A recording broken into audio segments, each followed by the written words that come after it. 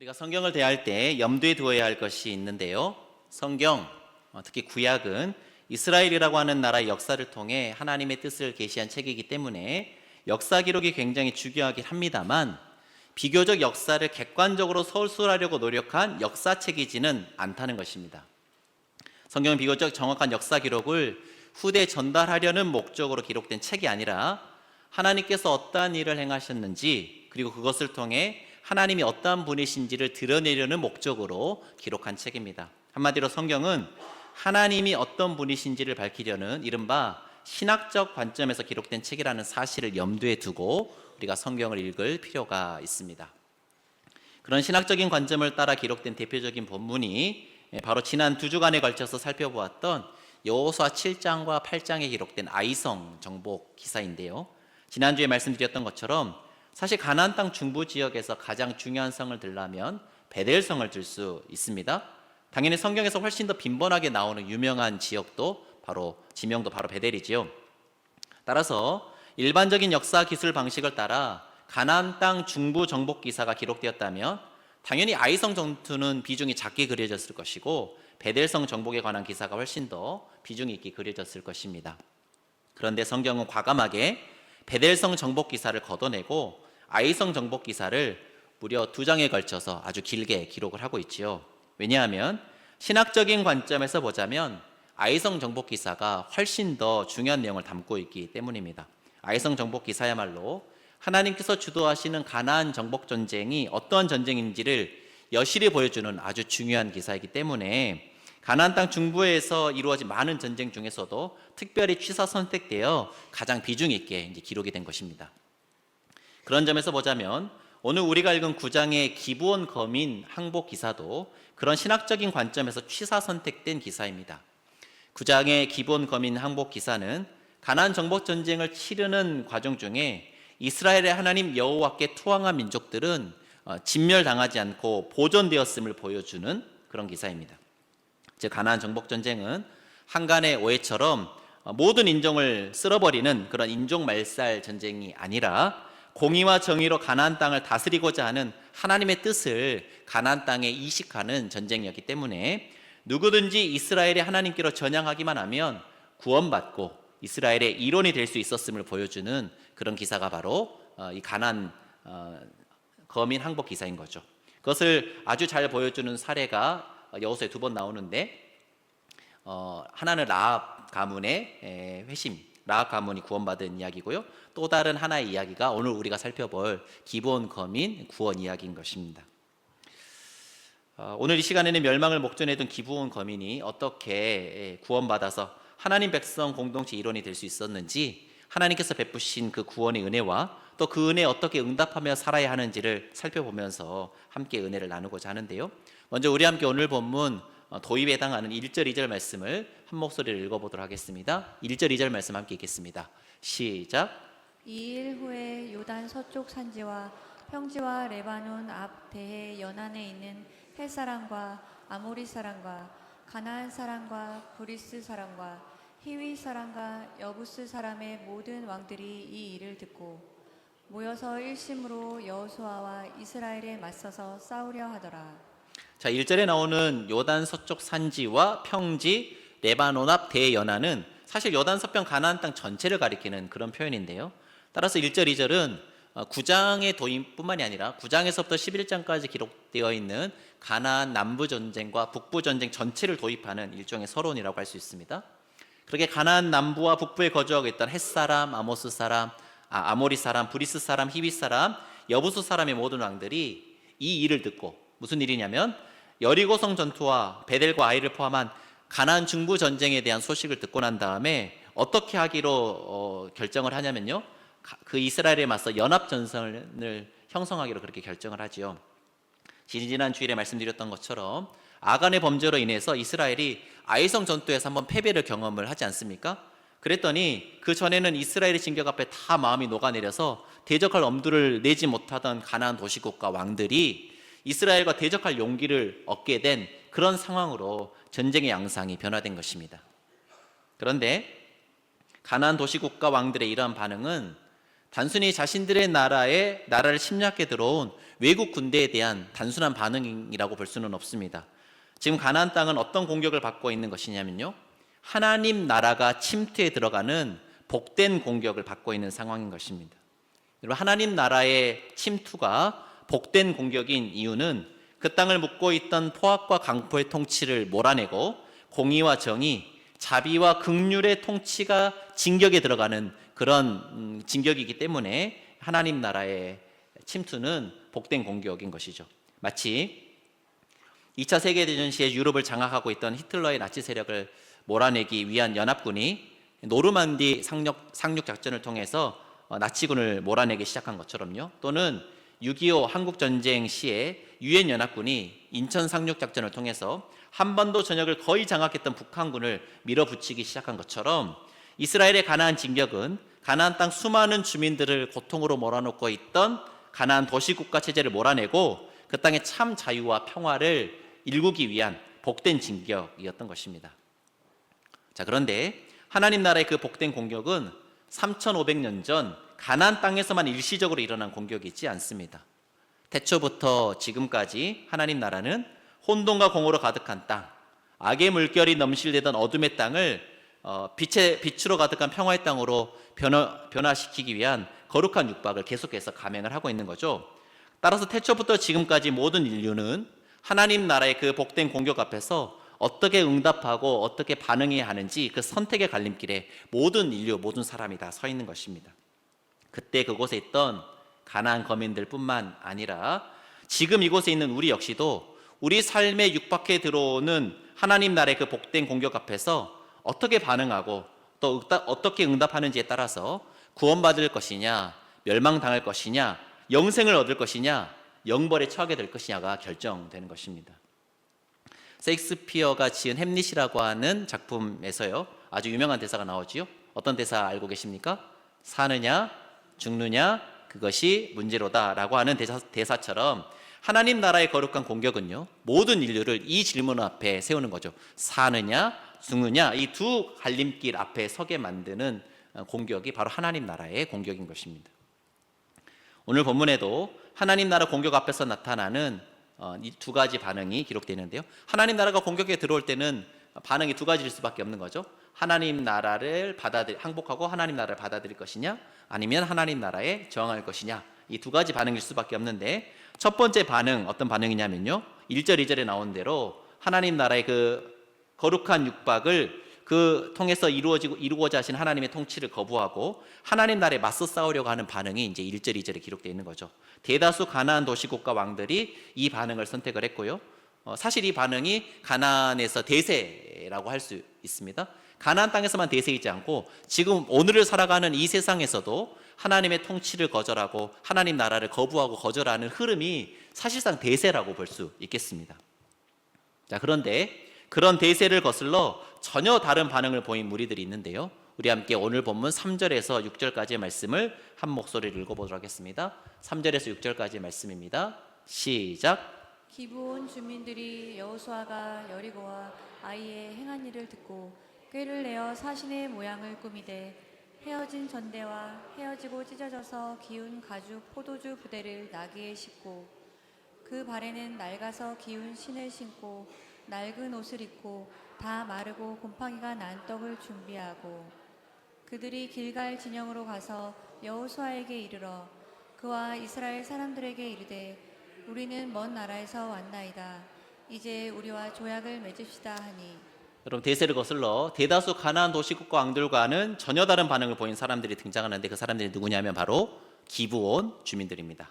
기브온 주민들 역시 대다수 가나안 도시국가 왕들처럼 이스라엘 백성들이 행한 일, 특별히 여리고와 아이의 행한 일을 들었는데요, 그런데 그 일을 듣고 이스라엘과 대적하기로 한 가나안 도시국가 왕들과는 다르게 기브온 주민들은요, 이스라엘 대적하여 맞서 싸우는 길을 선택하지 않고 이스라엘과 화친을 맺는 길을 선택을 합니다. 여러분, 이스라엘과 화친을 맺는다는 것은요, 이스라엘을 통해 이루고자 하시는 그 하나님 나라의 통치를 받아들이기로 선택했다는 것이죠. 자, 그런데 이스라엘과 화친을 맺고자 하는 기브온의 사절단들이 길갈에 있는 이스라엘 진영을 찾아올 때 어떤 모습으로 찾아왔냐면요, 헤어진 전대, 헤어지고 찢어져서 군데군데 기어놓은 가죽 포도주 부대, 낡아서 찢어지기 일보 직전의 신발과 옷, 그리고 마르고 곰팡이가 난 떡을 준비해서 찾아옵니다. 마치 어떤 사람처럼 보이기 위함입니까? 오랫동안 여행을 한 사람처럼 보이기 위해서 이제 그렇게 꾸미고 온 것이죠. 실제로 6절에 보면 이스라엘과 화친 조약을 맺자면서 기본 사절달이 무슨 이야기를 하느냐? 우리가 먼 나라에서 왔습니다. 그러니까 우리와 화친 조약을 맺어 주십시오. 그렇게 이야기를 하더란 말이에요. 사실 기브온은 어디 위치에 있는 성읍이냐면 예루살렘에서 북서쪽으로 한 12km 정도 떨어진 성읍이니까 그리 멀지 않은 성읍입니다. 이스라엘 백성들이 있는 길갈 진영으로 치더라도 한 40km 정도 떨어진 곳에 위치한 곳이니까요, 먼 타국의 성읍이거나 그러진 않습니다. 여러분, 그런데 기브온 주민들은 마치 자신들이 가나안 땅 바깥에 있는 아주 먼 나라에서 온 것인 양 그렇게 꾸미고 이스라엘 백성들에게 나왔더란 말이죠. 여러분, 기브온 주민들이 그렇게 꾸미고 온, 먼 나라에서 온 것처럼 꾸미고 온 직접적인 이유가 무엇일까? 그 이유가 신명기 20장에 나오는데요. 우리 함께 화면에 나오는 신명기 20장 10절과 15절 말씀을 우리 한 목소리로 읽어보도록 하겠습니다. 먼저 10절 말씀 읽어볼까요? 시작. 내가 어떤 성읍으로 나아가서 치려 할 때에는 그 성읍에 먼저 화평을 선언하라. 우리 15절 말씀도 읽어보겠습니다. 15절 시작. 내가 내게서 멀리 떠난 성읍들 곧 이 민족들에게 속하지 아니한 성읍들에게는 이같이 행하려니와. 자, 신명기 20장에 기록된 그 전쟁 규례를 보면요, 이스라엘이 가나안 땅으로 진격에 들어갈 때 가나안 땅에서 멀리 있는 성읍들과는 우선적으로 화친 전략을 취하라, 그렇게 이야기하고 있고요. 상대적으로 가까운 곳에 위치한 성읍들은 전쟁을 통해서 정복할 것을 명령하고 있습니다. 이스라엘과 가까운 곳에 위치한 성읍들을 그냥 두었을 시 그 성읍에서 행하는 우상 숭배에 이스라엘이 물들 우려가 있었기 때문에 이스라엘 백성들에게 직접적으로 영향을 미칠 수 있는 범위 내에 있는 가까운 성들과는 화친하기보다는 전쟁을 통해서 정복할 것을 명령을 했던 것입니다. 자, 그런데 기본 사절단은 마치 이 신명기 율법서에 나오는 이런 전쟁 규정을 알고 있는 것처럼 자신들을 먼 곳에 위치한 성읍에서 온 사람들인 양 그렇게 행색을 차리고 이스라엘 진영으로 찾아온 것이죠. 우리와 화친을 맺는다 하더라도 율법에서 명하고 있는 그 전쟁 규정을 어기는 것이 아니니까 우리와 화친 조약을 맺읍시다, 그렇게 이스라엘을 지도자들을 설득하고 있는 것처럼 보이더라 말입니다. 3절에 보시면 여호수아 기자는 기브온 사절단의 이런 속임수를 이제 꾀라고 부르고 있거든요. 그런데 꾀라고 번역된 히브리어가 오르마인데요, 이 구약 성경 용례를 찾아보면 이 오르마는 긍정적인 의미로도 사용을 하고 있고 부정적인 의미로도 사용을 하는 그런 단어입니다. 그런데 오늘 본문 찬찬히 읽어보시면 여호수아 기자가 기브온 주민들의 그 꾀에 대해서 어떤 입장을 취하고 있는 것으로 보이느냐? 부정적인 입장을 취하고 있는 것으로는 보이지 않더라 말입니다. 긍정적이다 말할 수는 없지만 부정적이다라고도 말하지 않는단 말이에요. 마치 누가복음 16장에 나오는 불의한 청지기가 자신의 살 길을 찾고자 어떻게 하냐면 주인에게 빚진 자들 불러서 자신이 임의대로 주인 허락 없이 다 빚을 탕감해 줍니다. 그런데 주인이 그 소식을 듣고 그 불의한 청지기에 대해서 어떻게 평가를 하냐면 지혜롭다 평가를 내리더란 말이에요. 자신의 살 길을 열고자 꾀를 냈는데 그것을 지혜롭다 이야기한 것처럼 기브온 주민들의 행태 역시도 살 길을 열고자 낸 그 꾀가 윤리적으로는 의롭다 말하기는 어렵다 하더라도 정치공학적으로 봤을 때는 아주 지혜로운 처신이었던 것으로 여호수아 기자는 그렇게 보고 있는 것입니다. 문제는 자신들의 살 길을 열고자 지혜를 발휘한 기브온 주민들과는 별개로 이스라엘 백성들은 아주 중요한 정치적 외교적 결정을 내릴 때 하나님을 의식하지도 그리고 인정하지도 않았다는 것입니다. 우리 함께 오늘 본문 14절 15절 말씀을 한 목소리 읽어볼까요? 14절 15절입니다. 시작. 우리가 그들의 양식을 취하고는 어떻게 할지를 여호와께 묻지 아니하고 여호수아가 곧 그들과 화친하여 그들을 살리리라는 조약을 맺고 회중 족장들이 그들에게 맹세하였더라. 자, 여러분, 기브온 주민들이 속임수를 써가면서까지 이스라엘과 화친을 맺고자 했던 것은 이스라엘의 군사력이 두려워서가 아닙니다. 누구를 두려웠기 때문입니까? 이스라엘과 함께 하시는 하나님의 권능을 두려워해서인 거죠. 다시 말하면 기브온 주민들은 하나님을 의식하고 하나님을 인정하는 가운데 이스라엘과 화친을 맺기를 원하고 있는데, 정작 하나님의 백성인 이스라엘은 그 중대한 결정 앞에서 하나님께 묻지 않고 자신들의 판단대로 결정을 내린 것입니다. 어떻게 보면 이방 민족이면서도 하나님을 의식하고 인정하면서 자신들의 행보를 선택하고 결정한 기브온 주민들과 하나님의 백성이면서도 하나님께 묻지 않고 결정을 내린 이스라엘 백성들을 여호수아 기자가 마치 비교하고 있는 것처럼 보이더라 말이죠. 자, 그렇게 기브온 주민들과 화친 조약을 맺은 지 사흘이 지나서야 이스라엘 백성들은 기브온 성읍이 먼 곳에 있는 성읍이 아니라 가까운 곳에 위치한 성읍이라는 사실을 알게 되었는데요. 그 결과 하나님께 묻지 않음으로 인해서 율법상 정복해야 할 성읍을 정복하지 못하게 만든 지도자들의 그 성급한 결정에 대해서 회중들이 이제 이의를 제기하는 그런 상황까지 이르게 됩니다. 자, 그런데 회중들의 그 이의 제기에 대해서 지도자들이 어떻게 반응하였는지, 그리고 사태를 어떻게 수습했는지가 오늘 보면 19절에서 21절 말씀에 기록되어 있는데, 19절에서 21절 말씀을 한 목소리로 읽어보겠습니다. 시작. 모든 족장이 온 회중에게 이르되 우리가 이스라엘의 하나님 여호와로 그들에게 맹세하였은즉 이제 그들을 건드리지 못하리라. 우리가 그들에게 맹세한 맹약으로 말미암아 진노가 우리에게 임할까 하노니 이렇게 행하여 그들을 살리리라 하고, 우리에게 이르되 그들을 살리라 하니 족장들이 그들에게 이른 대로 그들이 온 회중을 위하여 나무를 패며 물을 깃는 자가 되었더라. 그럼 비록 지도자들이 하나님께 묻지 않고요, 성급히 결정을 내려서 기본 주민들과 화친 조약을 맺었다고 하더라도요, 그 조약은 누구의 이름으로 체결한 조약입니까? 여호와 하나님의 이름으로 체결한 조약이기 때문에 번복하거나 파기할 수 없는 그런 조약이었던 것이죠. 그래서 여호수아를 비롯한 이스라엘 지도자들은 하나님의 이름으로 체결한 그 맹세와 조약을 어겨서 저주를 받을 수 없기 때문에 기브온 주민들이 이스라엘 공동체 가운데로 받아들이기로 결정을 합니다. 그런데 그들을 받아들이되 그들이 이스라엘을 속인 그 죄에 대해서 책임을 물어서 어떤 일을 하게 하냐면요, 회중을 위하여 나무를 패고 또 물을 깃는 이른바 허드렛 일을 하도록 그렇게 이제 대가를 치르도록 했죠. 여러분, 근데 사실 이게 그들에게 대가를 치르겠다라고 볼 수도 없는 것이, 이 기브온 거민들이 찾아와서 이스라엘과 조약을 맺자고 할 때 무엇을 자처하면서 조약을 맺자고 하냐면, 우리는 당신들의 종입니다. 종들입니다. 종의 역할 감당하겠습니다. 라고 찾아왔기 때문에 사실은 책임을 지었다 하기도 좀 어려운 측면이 있습니다. 자, 그런데 그렇게 기브온 주민들에 대한 조처를 내리면서 족장들이 했던 말이 20절 끝부분에 기록되어 있거든요. 그런데 20절 끝부분에 있는 이 말, 좀 펜을 들어서 함께 밑줄을 좀 그어보면 좋을 것 같아요. 20절 끝부분에 이렇게 되어 있죠. 이렇게 행하여 그들을 살리리라, 이렇게 되어 있습니다. 여러분, 오늘 설교 제목이 뭘까요? 네, 이렇게 행하여 그들을 살리리라가 설교 제목입니다.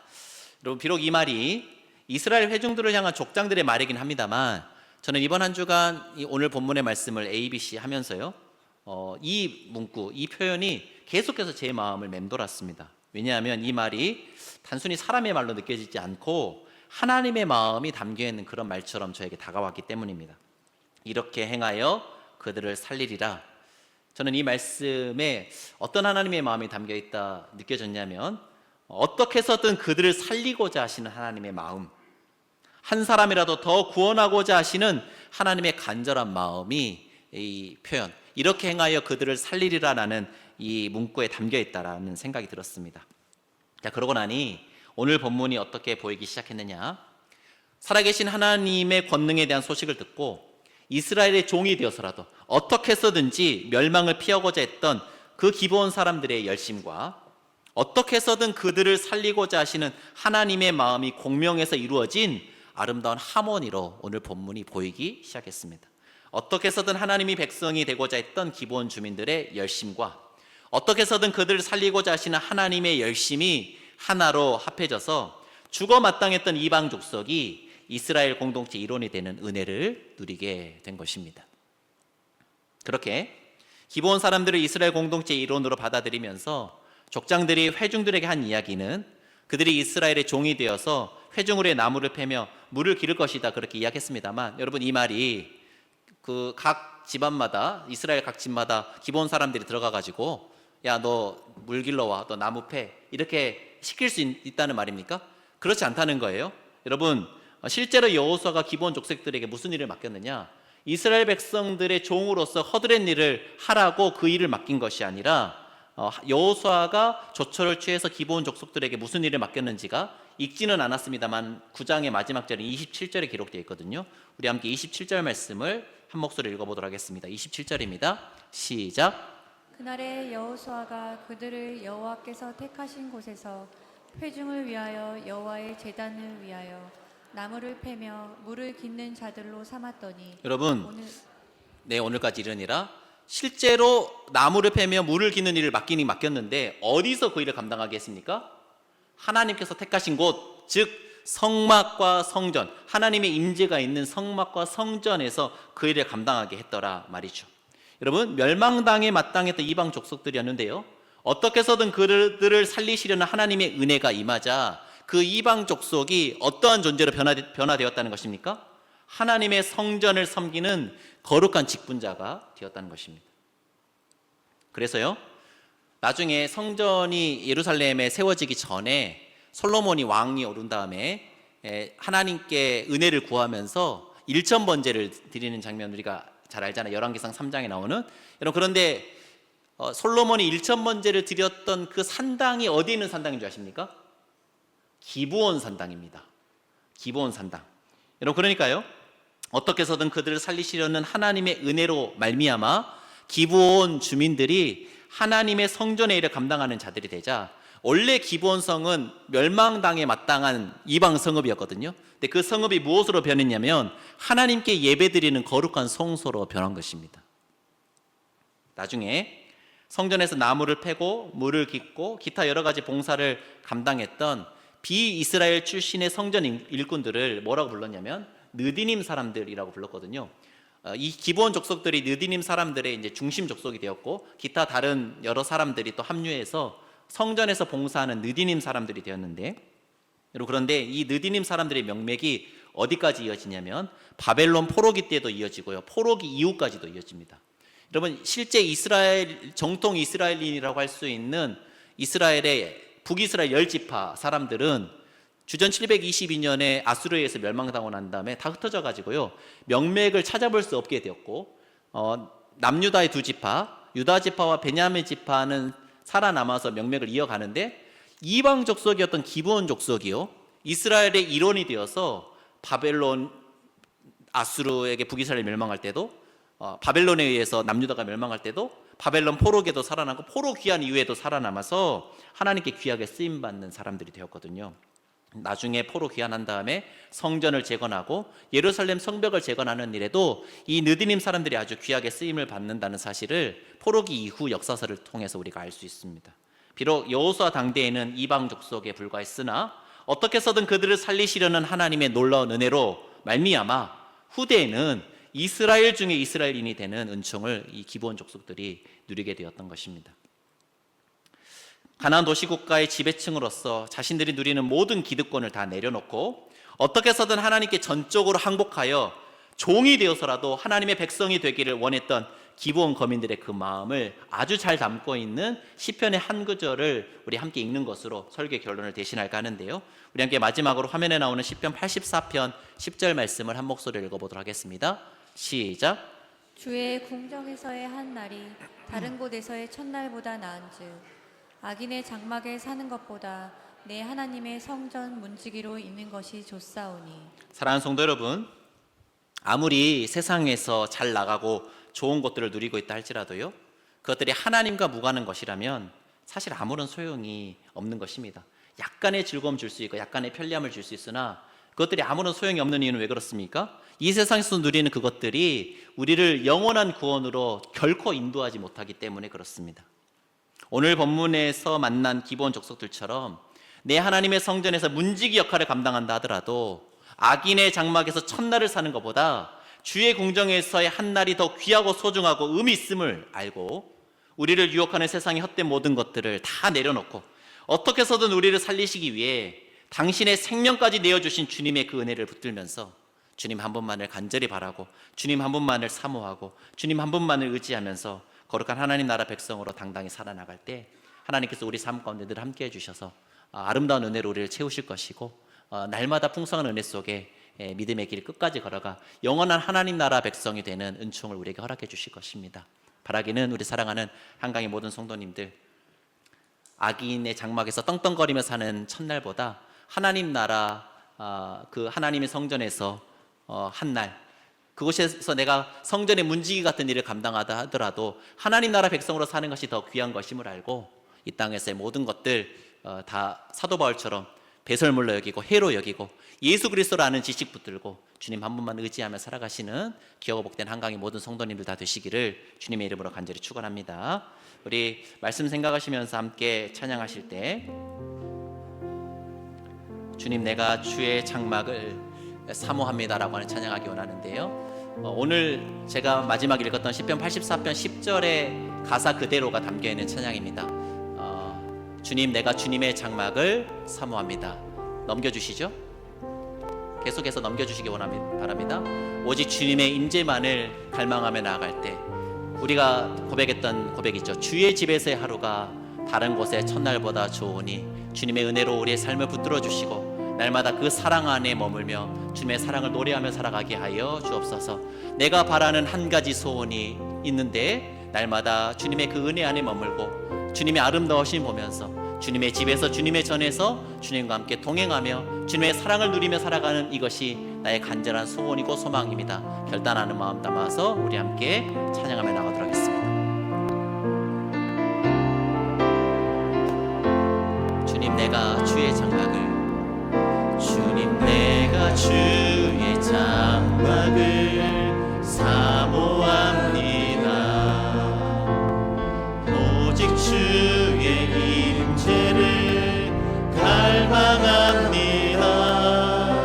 주의 집에서의 하루가 다른 곳의 첫날보다 좋으니 주 사랑 안에 머물며 사랑 노래하 우리 한 번 더 찬양하며 나가도록 하겠습니다.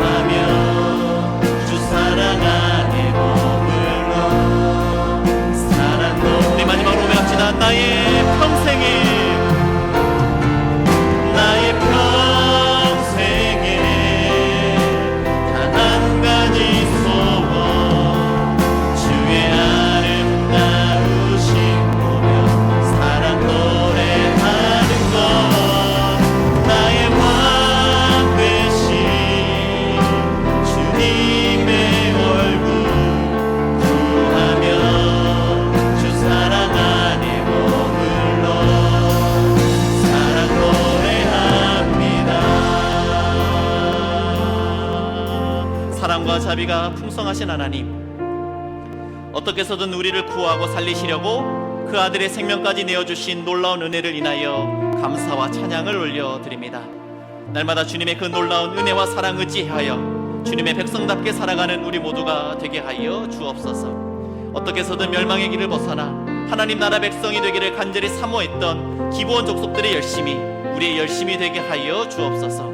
주의 집에서의 하루가 다른 곳에서의 첫날보다 좋음을 알고 늘 주님 한 분만을 바라고 의지하면서 그 사랑 안에 머물며 그 사랑 누리며 살아가는 우리 모두가 되게 하여 주옵소서. 주님을 만나고 난 뒤 자신이 누렸던 세상의 모든 것들을 다 해로운 것으로 여기고 배설물로 여겼던 사도 바울처럼 우리 또한 이 세상 헛된 것들에 우리의 마음을 두지 않고 오직 영원한 하나님 나라에 우리의 소망을 두고 우리에게 맡겨주신 그 귀한 사명 잘 감당하며 하나님 나라 백성답게 거룩히 구별되어 살아가는 우리 모두가 되도록 날마다 성령 충만으로 우리와 함께하여 주시고 동행하여 주옵소서. 감사와 찬양을 드리며 이제는 우리 주 예수 그리스도의 은혜와 아버지 하나님의 다함 없으신 사랑하심과 성령님의 감동 감화 위로 교통하심이 주의 궁정에서의 한 날이 다른 곳에서의 첫날보다 나음을 믿음으로 고백하면서 이 세상 헛된 것들에 우리의 마음을 두지 않고 오직 주님 한 분만 바라고 사모하고 의지하며 살아갈 것을 결단하고 다짐하며 돌아가는 사랑하는 한강교회 성도님들 머리머리 위에와 그들의 가정과 일터와 사업장 위에 무엇보다 이 땅 가운데 거룩한 하나님 나라 세워나가는 일에 귀하게 쓰임받을 우리 한강교회 위에 이제로부터 영원까지 함께 하시기를 간절히 축원하옵나이다. 아멘.